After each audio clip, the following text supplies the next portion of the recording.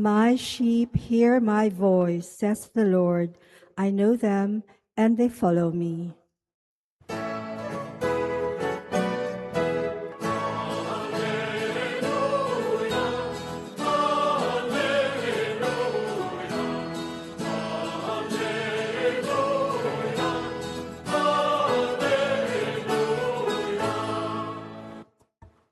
The Lord be with you. And with your spirit. A reading from the Holy Gospel according to John. Glory to you, O Lord. The feast of the dedication was taking place in Jerusalem. It was winter, and Jesus walked about in the temple area on the portico of Solomon. So the Jews gathered around him and said to him, "How long are you going to keep us in suspense? If you are the Christ, tell us plainly." Jesus answered them, "I told you, and you do not believe.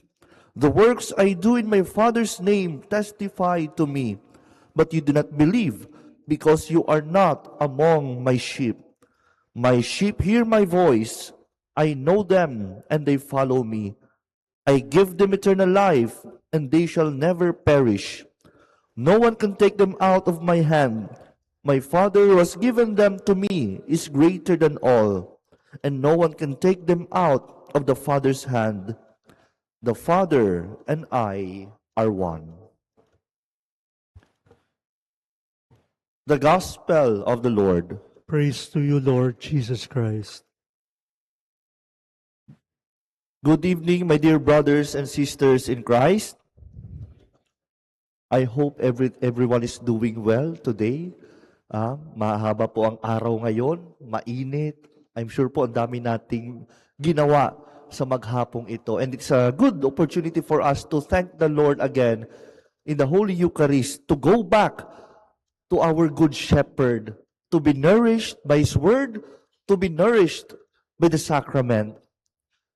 My dear friends, we are continuously meditating on our Lord, and it is in the image of the Good Shepherd. It is what we have celebrated and remembered last Sunday during the Good Shepherd Sunday.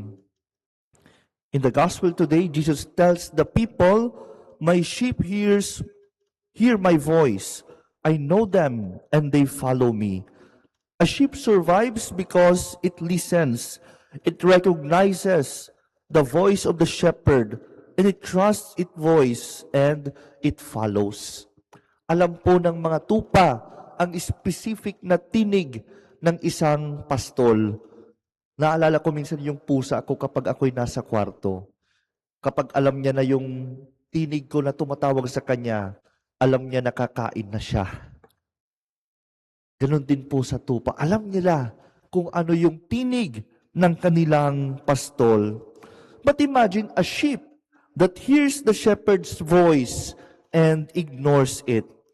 A sheep that says, "I'll go on my way.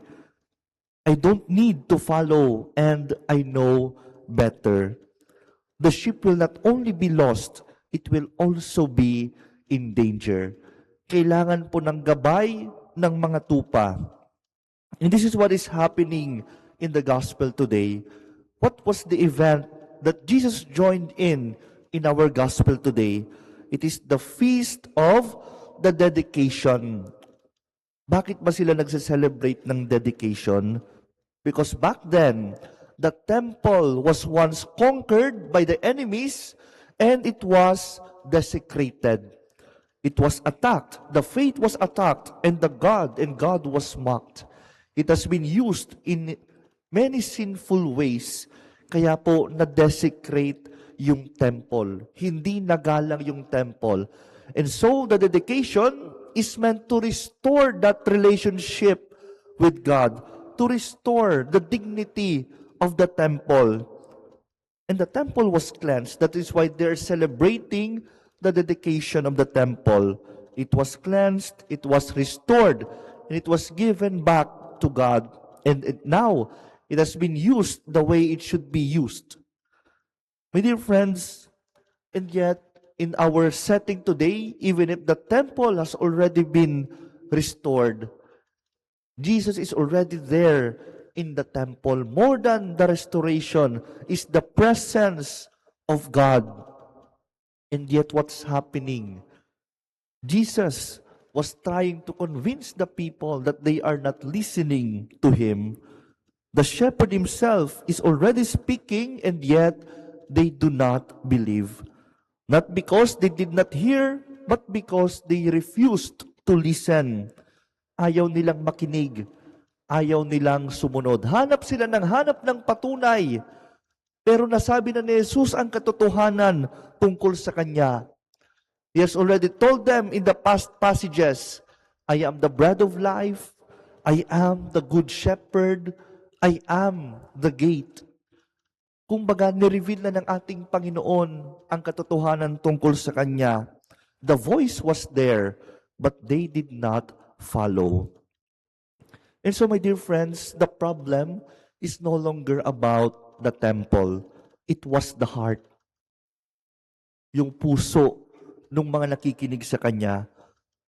Because a heart that hears but does not listen will never follow the will of God.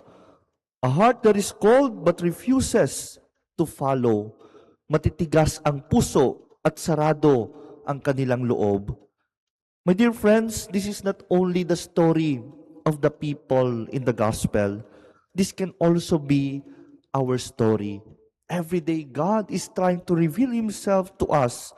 The shepherd continuously speaks to us through the Word of God, through all the events in our lives.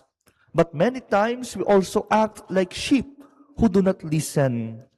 Minsan, nandyan na yung sign, hanap pa rin tayo ng hanap ng sign. Minsan, nandyan na yung katotohanan. Pero sinasabi pa rin natin sa ating Panginoon, Lord, prove yourself. Lord, show me more. Minsan po, hindi naman talaga kulang ang sinasabi ng Diyos. Kulang lang tayo sa pakikinig. Hindi kulang ang Diyos. Kulang lang tayo sa pakikinig. Because sometimes, God speaks in the ways that we do not expect. Perhaps in the correction that humbles us, in a command that challenges us, in a situation that forces us to obey, and even in the struggle that calls us to grow. Halimbawa po, when we are asking for patience, God will not make us wake up the next morning that we are already a patient person. Mapagpasensya na tayo. Sometimes God would use opportunities for us to develop that virtue. Maybe He would send someone na sobrang impatient ka and now you have to bear with him so that you can develop that virtue. Sometimes we ask for obedience. He may place you in a situation where you must follow even if it is difficult. Or when we are asking for purity of heart, He may allow you to face temptations so that you can learn to stand firm. These are not only words that is directly given to us. These are opportunities for us to receive the grace of the Lord. But we only need to listen and to look closer to His words. And so, my dear friends, the shepherd is leading us. But are we following? Even when we refuse to listen, the shepherd does not leave us behind. He continues to call our name. Kahit po minsan, matigas pa rin ang ulo natin sa mga katuruan ng ating Panginoon, sa mga patuloy na pagbabago sa atin, hindi tumitigil ang Diyos. God keeps on calling us. Ang kailangan lang po natin ay yung pagiging bukas natin sa Kanyang biyaya. Hindi siya tumitigil. Hindi siya sumusuko sa atin. And that's a good shepherd. A good shepherd leaves the 99 and looks for the one that is lost. Ganon din po sa atin. God will never stop in looking for us. Because faith, my dear friends, is not only about hearing more and more. Hindi lang ito tungkol sa mga bagay na nare-reveal sa atin. It is also about responding to the truth that God is giving us. The sheep do not demand endless proof. Hindi lang tayo hanap ng katibayan, kundi tayo rin po'y nakikinig, tayo nagtitiwala, at tayo'y sumusunod. In our gospel today, the temple was once destroyed and desecrated, and now it has been restored. But today, my dear friends, it's not only about the temple.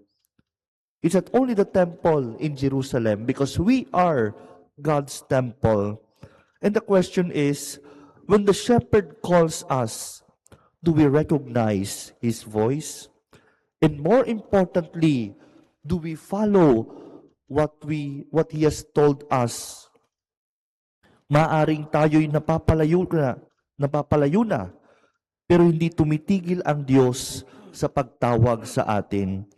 We may have wandered far because of our lives, but His voice will never stop calling us. And so, my dear friends, this is an opportunity for us to again listen closer to the voice of the shepherd who never gives up in calling us. Amen.